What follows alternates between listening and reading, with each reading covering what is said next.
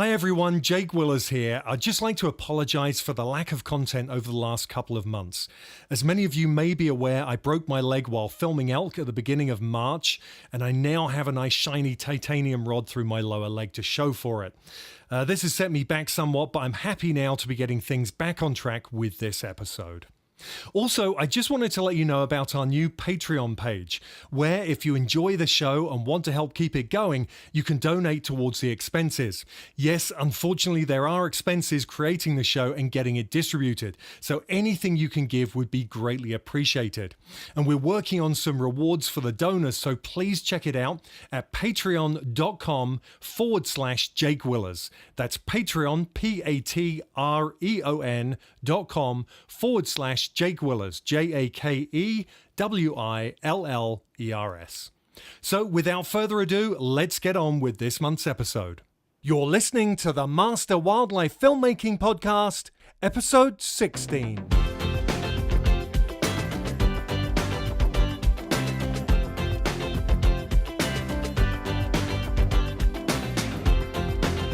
Alex Jones is one of the few blue-chip wildlife cinematographers based in Southern California. Alex is a 4-time nominee and Panda Award winner of the world-renowned Wildscreen Film Festival in the UK and the Wild and Scenic Film Festival in Nevada City in the USA.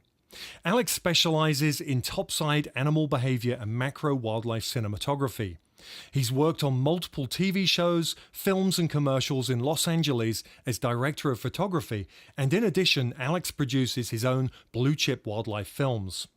His client list includes the BBC Natural History Unit, Nat Geo Wild, National Geographic Channel, Discovery, BBC Earth, and the Curiosity Stream. Alex is a skilled wildlife cinematographer with an adventurous spirit, an inquisitive mind, and a passion for cinematic wildlife content. Alex, thanks so much for taking your time out of your day at the Jackson Hole Wildlife Film Festival to spend some time on the podcast. How's it going for you? What are you here for at the film festival? Honestly, I'm here to get together with old friends and meet new people. What's really important to me is making my name in the industry, which is macro filmmaking and long lens work. And honestly, this is probably one of the top best film festivals ever. Everyone's so cool and willing to talk to anyone. So it's really a great film festival. I'm having an awesome time. It's so nice when you come to this. Is actually my first year here. I've been meaning to come for 10 years. And it is, I mean, this and Wildscreen are the two paramount wildlife film festivals. But it's like even just the first time and being here and meeting lots of old friends, but even the new people you meet, it's just like a big family. Right. I was saying to Chris Morgan, I was talking to earlier, he was talking about how excited he gets when he picks up bear scat. And I said, there's only a few groups of people in the world you could talk to about picking up bear scat. Actually, it's really funny because I was just in a meeting about 2 hours ago, and in the middle of the meeting I stopped and said, "Oh my God, look at this!" And it was basically a wasp larva inside the plant, and I thought it was so cool. And we were both looking at it in the middle of this meeting. I thought it was really funny. Fantastic. Well, but this is the type of group of people you can do that with. Exactly. Right? You can just stop a meeting and say, "Hey, look at this." And this everyone is so like-minded. Yeah. Everyone's trying to do the exact same thing, whether it's conservation or high-end blue chip. Or whatever that is, we're all looking to get the best quality. We're all artists and filmmakers, storytellers, and also love the natural world. And I think that that this is why we're all here. So. Now let's talk a bit about a film that I first got to know you online through a film you did called The Prey, about a praying mantis. Tell me a bit about how that came about. What was your inspiration for doing that, and then where did that film lead you to? So The Prey is really weird because it actually formed off of one shot idea that I had. I honestly I came back from Wildscreen 2014, and I thought of this praying mantis shot that I thought would be really cool. It just wouldn't get out of my head, which was a 16 millimeter wide shot, pushing in and going into a 100 millimeter macro shot. And figuring out how to do that, I was racking my brain over. That's hard. Yeah, yeah, exactly. And I figured it out. And what's interesting is I always say the same thing. With wildlife, you're kind of subjected to their behavior, right? With insects, anything that you can dream up, you can make happen. That's what's so cool. And even if it's on a set or like a studio or something like that, no one really cares because everyone kind of is already in such a different universe already, right? So as far as the prey goes, you know, I really was thinking about this shot, and eventually I storyboarded it out, and then I started thinking about another interesting shot, and another interesting shot until eventually it became the movie that you know now.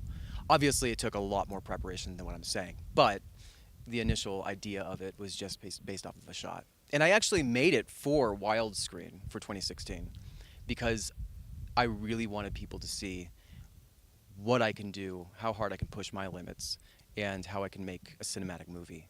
And that's what that's what I love, is making really high-end, big, epic stuff. It just like really gets to my heart. Well, and it's phenomenal. I mean, you did a great job with it. You're using high-end gear. Yeah. You're using great moves. You're telling a story visually, Yeah. which is what it's all about, and you're good at doing that. Thank so, you.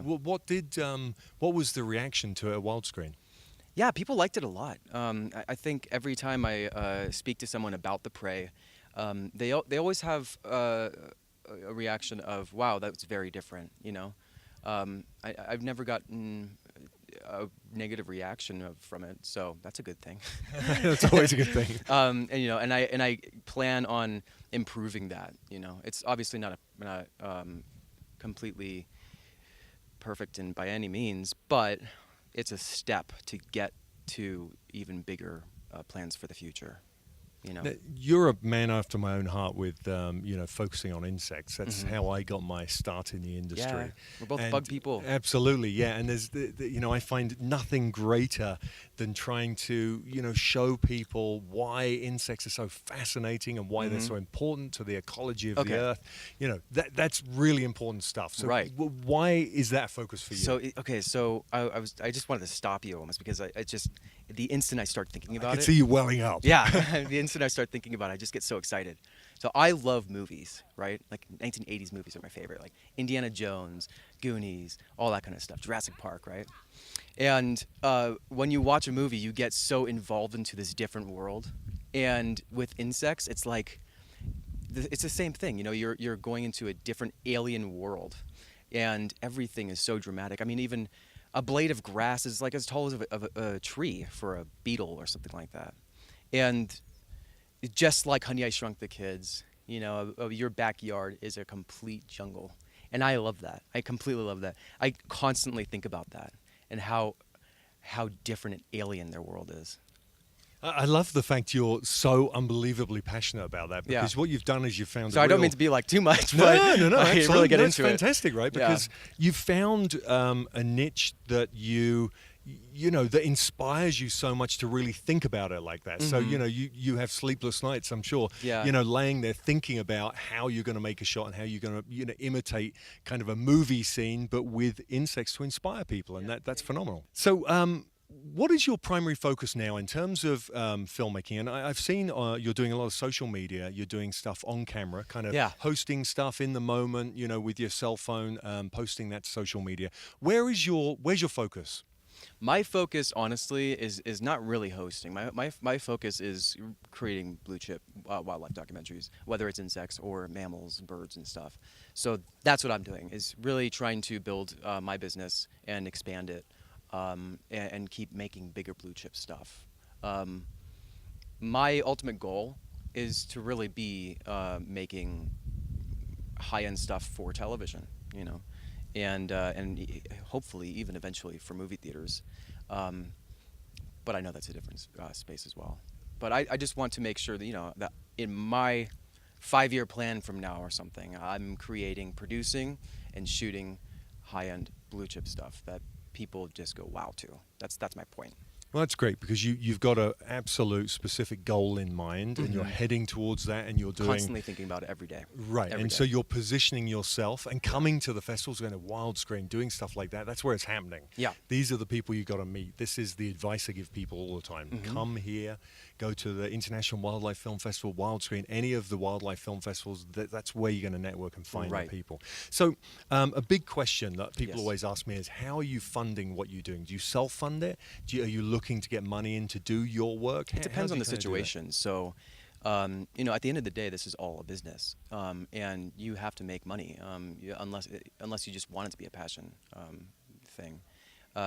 Even though it's passion, you need to make money. So, depending on the situation, you can put your money into a film and go through acquisitions and, meaning get it sold to a network or whatever. That's a good way to go. A lot of people do that.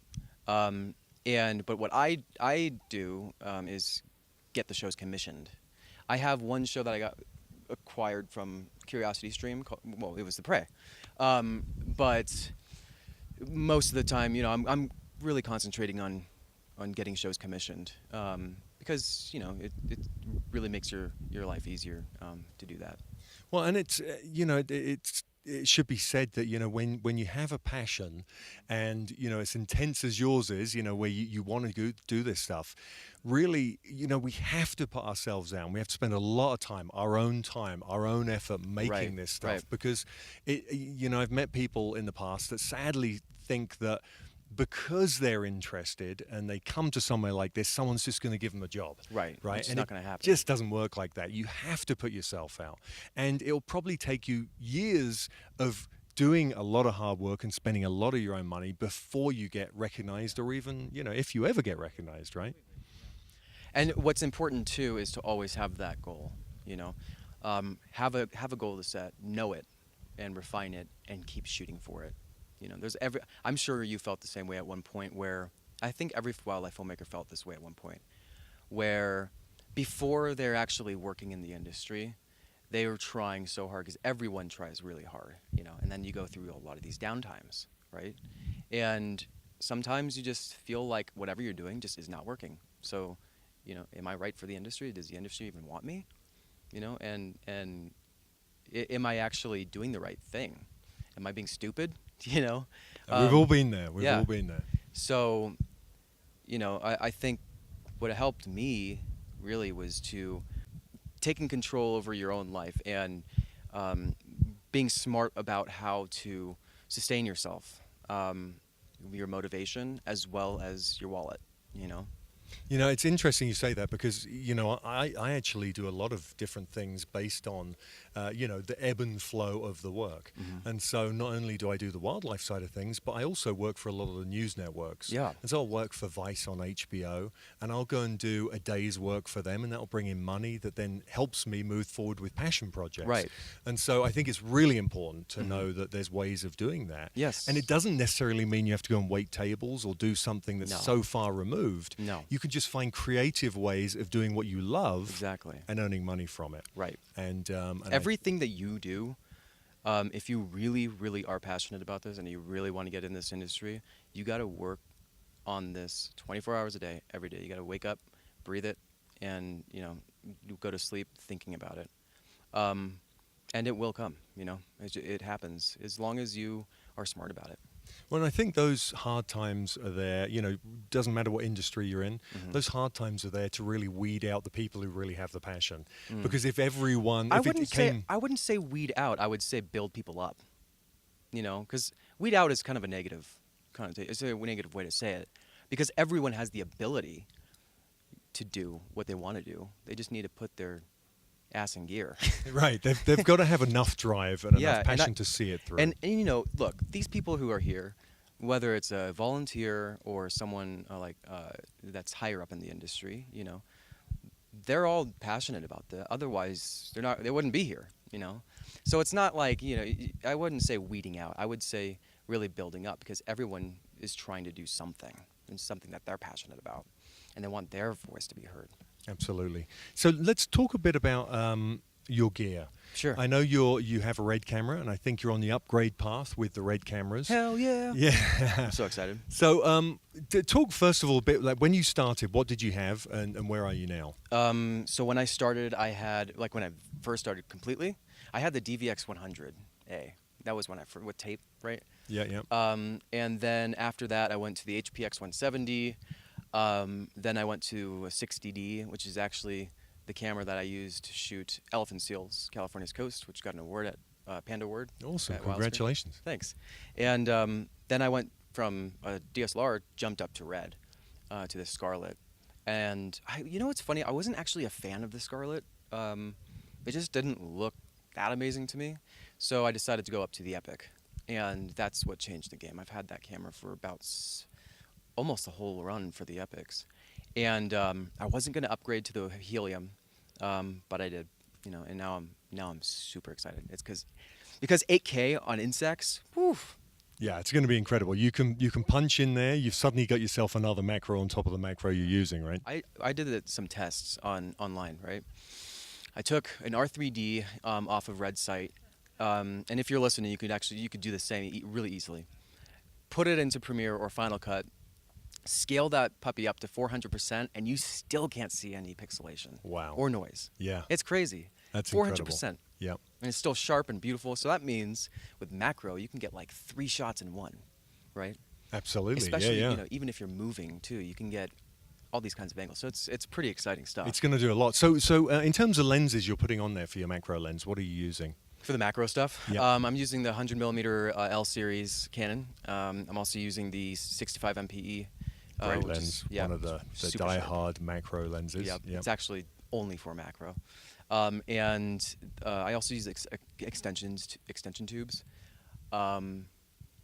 Also, something that I'm a really big fan of is wide-angle macro. So what I did was I took a GoPro and I broke the lens to be able to get wide-angle macro shots. And it's actually a lot easier said than you think it might be, breaking a GoPro. Right. But Better that than the Epic. yeah, exactly. But you know, and if you're a macro person, all you have to do is take some type of spacer and put it in between the sensor and a wide angle lens. And the farther out you push the wide angle lens, the more wide angle macro you can get. It only goes so much though, because then you're going to be focusing on dust inside the glass or something.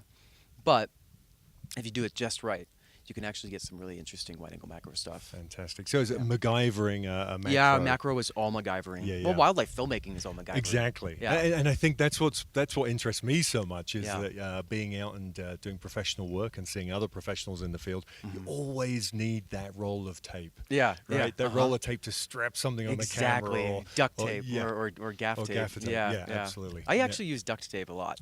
Right. It's good. It's cheaper. It's a it's- lot cheaper. Yeah, and it's stronger, but you know they both have their advantages. Absolutely. Yeah.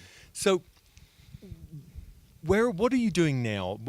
Have you got any ideas for? Are you working on films at the moment? Yeah. Are you looking to do more in the future? What's happening? Right. So right now I'm working on 2 shows that I've got commissioned.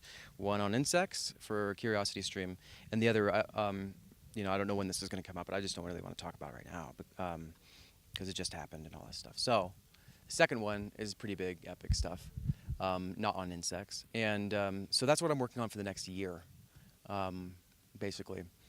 But what's interesting is, you know, I'm going to be busy for the next year, and I am in the middle of it right now.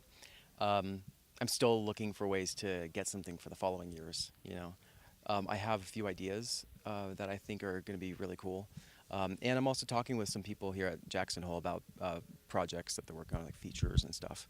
So that's pretty cool. Well, you know, what's interesting about this industry is that even the pros, the guys who are at the top, who have kind of made it, they're regulars filming for National Geographic, the BBC, even those guys are searching for work year in, year out. You know, it's not one of those industries where it's just rolling in. Yeah. You know, you still have to be coming to these events and networking and meeting your clients and you know, making deals, right? Yeah, exactly. It's not a 9-to-5 job, that's for sure. Right, right. You know, like a 9-to-5 job, what you do is you have these steps that you take. So you go in for the work, you do the work, and 2 years down the line, you get bumped up to something else that's, you know, paid more, right? Here, what you put in is what you get out. You know, well, not all the time. All the time. Sometimes you could put a lot in. Yeah. I mean, yeah. but that's really the reason behind networking. This Right. is, you know, you can put a lot in and be one of the best filmmakers there is in the world, but Mhm. unless you go and meet the right people, nothing's going to happen. Exactly. That's the reality of it, and I think that's why places like this are incredible. I mean, you get the chance. I met a guy the other day. We did a podcast episode, Patrick Dykstra. Okay. He's a fantastic guy. He followed his passion, jumped in the water with blue whales. The BBC saw it. They contacted him. His clips are now in Planet Earth 2. Awesome. That guy had never done any broadcast stuff Wow. before in his life. That's incredible. And now he's working with them. Great. And that all happened within less than a 2-year period. Wow. So it just shows the power of what can happen when you're meeting the right people and putting Yeah. yourself out there. Definitely. That is so cool. I want to meet this guy now. I I'll want to introduce you to hear him. his story. Yeah, he's a great guy. So, if you had advice for people wanting to get into working with insects, because that's your primary thing, that's where Yeah. your passion lies. Yeah. What advice are you going to give to people who maybe can't afford a Red, maybe can't afford Canon L series lenses because they're expensive? Where should people start? Because you can find an insect wherever you are. I don't care where you live. Maybe not if you live in Antarctica. Yeah. But what advice have you got for them? I know it sounds like really cliche, but honestly, if you have a camera, just shoot it. I mean, there are so many ways. Okay, so here's a tip. If you really want to get into macro, then you can take a DSLR. And you can even get a cheap DSLR. They sell DSLRs for like $200 on eBay. So get a DSLR, get a kit lens, and reverse the lens so the front of the glass is actually facing the sensor.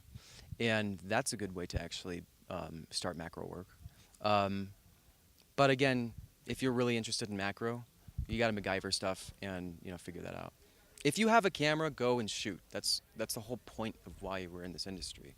So even an iPhone, they had some iPhone classes at Wildscreen. Do you remember that? There was some iPhone wildlife filmmaking classes. I don't. I Okay. wasn't there, but I can imagine. Yeah. I mean, I'm not going to say that you can make a blue chip off of it, but there's always a way to shoot something, and that's what's really important. You got to keep shooting. And Hollywood movies have been filmed on an iPhone. iPhone 6, that film Tangerine came out. There was a cinema released film. Oh, I did hear about that. Yeah. So, it's possible. And the thing is, it always comes back to this thing that it's about story and content. Yeah. I was talking to someone else about this the other day. If you capture behavior, animal behavior on camera, it really doesn't matter to some degree what the camera is. If it's unique behavior, then broadcasters will want it. Yeah. Right. And you know what's interesting too is the audience is very forgiving with picture. Okay. When it comes to sound, the audience really is not forgiving at all. So that's why when you see movies that have GoPros or iPhones and stuff, a lot of times you say wow, because they've put a lot of emphasis on the sound design, and made sure that the sound quality was good. So I would also say, if you have a crappy camera or if you just want to make the quality of your films better, make sure you get that sound in there. And I'm talking about every sound. If there's a burrowing owl and it's running along the floor, yeah, you're not going to get that sound on location, but do it in post. Get that Foley in there, and really make the audience feel like they're a part of the world. It's a very, very important advice right there because it's so true. And a lot of people skip out on that. They do. And I think this is one of the things with buying cameras, right? People get this gear envy thing. They go out and they buy a camera they see someone else using. They start filming and they wonder why their stuff isn't up to par. Yeah. And it's because they didn't buy a microphone and they're using the in-camera mic. Right. Or they didn't film in first light. Right, exactly. So now, speaking of light, how important is light Oh my God, it's the most important. to macro filmmaking? Well, light to macro is actually the most important because it requires a lot of light. You need to stop your f-stop down to like f16, f20 even, which is really dark. And even if you have extension tubes on, you're losing 2 or 3 or 4 stops of light. So you need a crap ton of light. I mean, I'm talking a lot. And on top of that, you don't just need a lot of light to light the thing. You need to make it look pretty. A lot of heavy backlighting and stuff. So it's extremely important to me. If you want high quality stuff, yeah, lighting's. I mean, light is always on my mind. While I'm sitting here talking to you, I'm looking at the harsh light coming down, hitting the side of your face, and the shadow on the right side of your face. And this is the kind of mindset that I think every cinematographer has. Absolutely. You have to have a really strong desire to love light. Well, I think anyone knows who's ever taken a picture Mm-hmm. that if you stand in the wrong way to the light and you take a picture with a phone or a camera, it Yeah. can just look terrible or it Right. can look great. Yeah, but iPhone, And for some reason, whenever you take a portrait in iPhone, for at least for me, I can never take a good shot. right. No matter even Stick if to the macro photography. yeah, I'll just do that. So, no, I mean, it's really important. I think that's another reason why it's so good to do it in a studio setting. And Yeah. because that way you can manipulate the light. If you're outside, one of the biggest issues I found, obviously, if you're using sunlight, is once you get in close enough with those lenses, a lot of the time you're blocking the sun out. Exactly, You're making causing shadows problems. and Yeah. stuff. Mm-hmm. So it's so important. I used to actually have one of the first theaters. I called it Bug Theater, and I built it, and it was used in our first series, Insects from Hell, on National Geographic. Awesome. And I built it just out of plywood, painted it blackboard black Mm-hmm. with blackboard paint, and we filled it with soil and all the things we needed to make it look rainforesty, and that's what we used. Yeah. And of course, as we were saying earlier, that's acceptable with insects. Uh-huh. I don't think it's a big deal, but Well, the reason why is because of the sun shifting, also because of the wind. Wind is always a huge problem with macro. You have a little bit of breeze and it can completely destroy the shot. When you're that tight on an insect, moving the camera at 1-to-1 ratio, even 5-to-1, if you move the camera 2 millimeters, you completely re-orchestrated the composition of the shot. So it's very precise. But studio work is actually, I'm sure studio work is an art form in itself. It takes a lot of patience. absolutely. And I see you have a tattoo. Yeah. That says patience on your arm, I on do. your inner forearm. Uh-huh. And I can only imagine that's there because you do macro photography. Actually, you might think it's a little weird, but it's fine. I actually got it because I'm so passionate about wildlife filmmaking, and it means, for some reason, I don't even know why this is, but for some reason that word means wildlife filmmaking to me. I don't know why, but Well, that's how it is. because most of the time it takes a huge amount of patience It does. to do. Yeah. And I think, we're seeing different things nowadays. There's lots of reality-based shows, and I think, certainly we were being pushed there with a lot of the stuff that we were doing to make cheaper shows. Yeah. And those shows are run and gun. They're bang, here's something, look at this, it's great, move There's a week on. to do it. Yeah. And so patience kind of got left behind with that. But Right. to make real wildlife, blue chip. Certainly, wildlife shows, it takes a lot of patience. You only have to go and Definitely. talk to some of the guys who have sat for months in a hide, Mhm. waiting to film snow leopards to find that out. Exactly. Yeah. So you're making some stuff for Curiosity Stream. How do you go about? If someone wants to, if they've got the gear, they're filming stuff, and they're making some great content. How do they go about getting deals with people like Curiosity Stream, or maybe whoever else? How would I go about doing that? Yeah, how would you do it? What advice would you give to people who maybe want to do that? I just approached them. I just approached them and I said, I have an idea and I think I would really like to see what you guys think about it. That's pretty much it. And that was before you had filmed anything. It was just your idea, and they were interested. Yes, but I mean, look, you can't go up to someone and say, hey, I have an idea. What do you think? Can you give me money? It's not like that. You have to really plan out a budget, plan out the concept, and put that on paper, make it look really pretty, and get their interest. I mean, if they're going to invest money into your project and build a relationship with you, you got to give them something in the first place. You can't just assume that they're going to give you something so you can go do what you want. So it's really about building a relationship. It's not, so you really have to put a lot of work and effort into a pitch before you pitch it.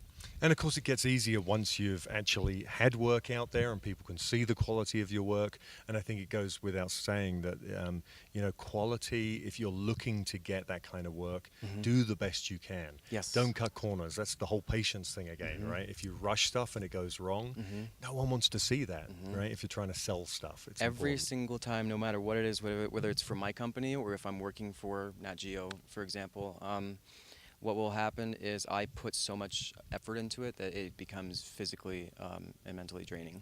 And I get to the point where it really runs your life. You really got to put 1,000%, even if it's not your show. It still kind of is, because if you're a camera person, your ideas are being put into that sequence, and you want to make sure you're making the best out of yourself. You know, if you just slack off a little bit and be like, oh, I got the job, so I can just, you know, I'll shoot this shot here, and go get a beer afterwards. It doesn't work like that, you know. That's right. But I'm sure everyone would agree with me. You Absolutely. know? I Yeah. don't know anyone who would actually say, oh, well, I disagree. I think that's dumb. You know, I don't know. No, I think it goes without saying again that most people in this industry put in far more time for the money they're paid. Yeah. Than, you know, really if you were to tier the money you get paid from a contract down to an hourly rate, Yeah. you're probably getting paid a minimum wage there at some point. Yeah, at you some know, point. with the amount of time you've put in. Mhm. And I think Whether it you know, catches up with you or what. that's you know? right. Yeah, I mean, hopefully it catches up with you, right? Yeah. And you get to a point, but it's a passion industry. Yeah. And that's the thing. And there's a level you can get to, and you can earn a good living. But again, it's one of those things where you've got to keep the momentum, keep the momentum. And also, too, I think what's really important is, I don't know, some people, everyone's very different, right? But some people are just okay with how life is in the moment. But for me, I'm never really like that. I've always got to be doing more. When I'm going to be making my TV shows in the future, I'm going to be wanting to do bigger TV shows and stuff that really gets people going, you know. And eventually, when I do my movies for theaters, I'm going to want to do something even bigger, you know. And it's just never going to stop. But that's the drive that makes me tick. Fantastic. So social media, you how important is social media for you? Keeping an audience. Pretty important. I mean, it's such a big deal to have a big following nowadays. I'm not good at it at all. I don't know a lick about it, and I try, but it's just not my world, you know. But it is very important. Well, I think we're finding that here. There's been a lot of panels talking about social media because of the type of industry we are, and we're so passionate about getting, you know, our creativity put in the places where it needs to be, and how it has been in the past. Yeah. That it's kind of like, okay, here's this. We're suddenly getting tripped up. We need to catch up here. Yeah. And so even the biggies like BBC are now pulling that into their marketing campaigns with bigger shows. Sorry to cut you off, but also all these companies are really thinking heavy on social media. And I mean, Nat Geo Wild right now, you know how big they're booming right now on the internet? It's incredible. It's hundreds of millions. It's insane, and good on them, because, you know, they figured it out, you know, and people have been trying to figure out social media for a long time and get proper budgets for it, and they've figured it out.